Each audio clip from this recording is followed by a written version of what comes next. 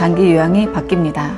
1, 2등급의 중증 수급자 서비스를 강화하고 의료와 요양 서비스를 연계하기 위한 재택의료센터 시범사업도 확대하며 주야간보호센터 이용자의 요양목욕 의료 간호 서비스도 제공합니다. 기존의 질환에 특화된 장기요양 등급도 1에서 5등급에서 등급을 떠나 1에서 6등급과 등급 외로 개편한다고 합니다. 보건복지부의 장기요양 기본 계획안을 말씀드립니다. 구독과 좋아요, 알림 설정은 영상 제작에 큰 힘이 됩니다.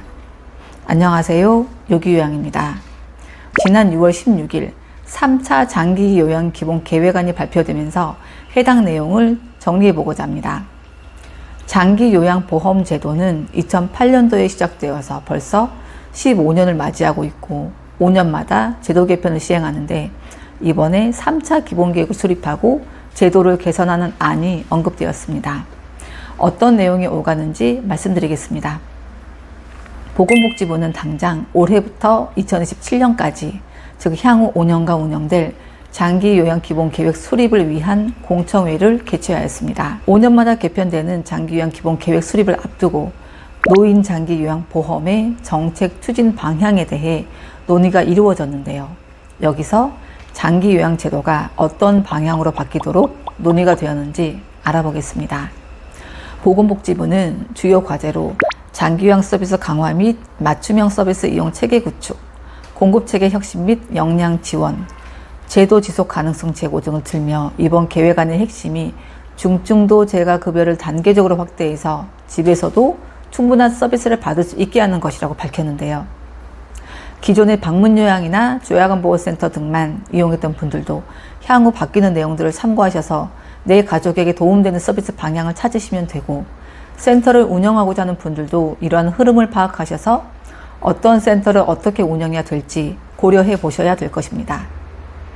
장기요양 기본 계획안은 초고령 사회를 빈틈없이 준비하는 장기요양 보험을 비전으로 어르신께서 살던 곳에서 충분하고 다양한 장기요양 서비스를 받을 수 있도록 장기요양 보험의 보장성 강화를 추진하는데 기존에도 시설보다는 재가에 중점을 두는 방향으로 바뀐다고 했었습니다. 국가의 노인장기요양 재정이 바닥나는 것도 있고 요양원 같은 시설에서 사건 사고가 수차례 있어 왔기에 더욱 재택과 연계하는 것으로 보입니다. 이번 계획안에 내 집과 같은 환경에 장기요양시설을 이용할 수 있도록 서비스 질 제고를 위한 과제들을 담고 있다고 했습니다. 그 시작으로 노인장기요양 1, 2등급의 중증도가 높은 수급자의 재가급여 한도액을 보다 인상할 방침이라고 합니다. 그리고 재가 서비스를 강화하기 위해 방문요양에만 편중된 단일급여 제공기관 대신 다양한 재가급여의 복합 제공기관 중심으로 서비스를 운영할 예정입니다. 기본적으로 의료와 요양 서비스를 연계하기 위해 재택의료센터 시범사업을 전국적으로 확대하고 있는데 주야간보호센터 이용자의 의료 및 간호 서비스도 제공하고 기존에는 요양원에만 시행하던 촉탁의를 주야간보호센터에도 도입하려고 합니다. 촉탁의는 해당 기관에 소속되어 있는 의사가 아니라 한 달에 한 번 정도 기관에 방문해서 진료를 시행하는 의사를 말합니다. 맞춤형 서비스 강화와 관련해서는 소득 기준 초과자 등 노인 맞춤형 돌봄 대상자를 확대하고 1차 시범사업 진행 중인 통합 판정 체계를 정립한다고 했는데 이는 의료와 요양 돌봄의 필요도를 각각 평가해서 노인장기요양 등급 판정 모형을 개편하고 이에 따라 의사소견서가 개편되었었습니다.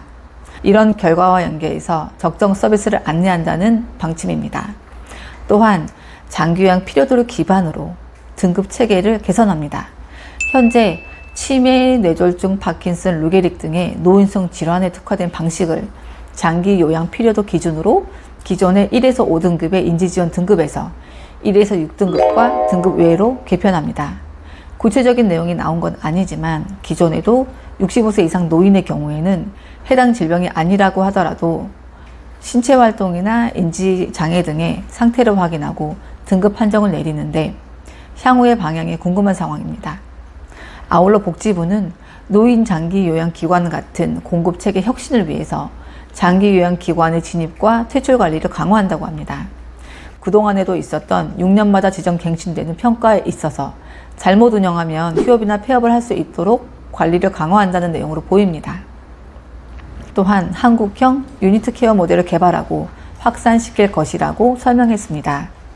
집과 같은 환경에서 생활할 수 있는 시설인 유니트 케어는 소규모 생활 단위와 간호 단위를 일치시켜서 공간과 돌봄의 융합을 도모하는 시설 형태라고 하는데 현재의 공동생활 가정의 진화된 형태로 예상이 됩니다.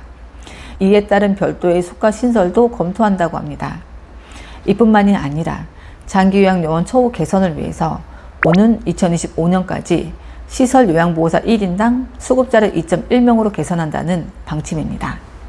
이에 맞는 적정 수준의 보험료도 결정될 계획입니다.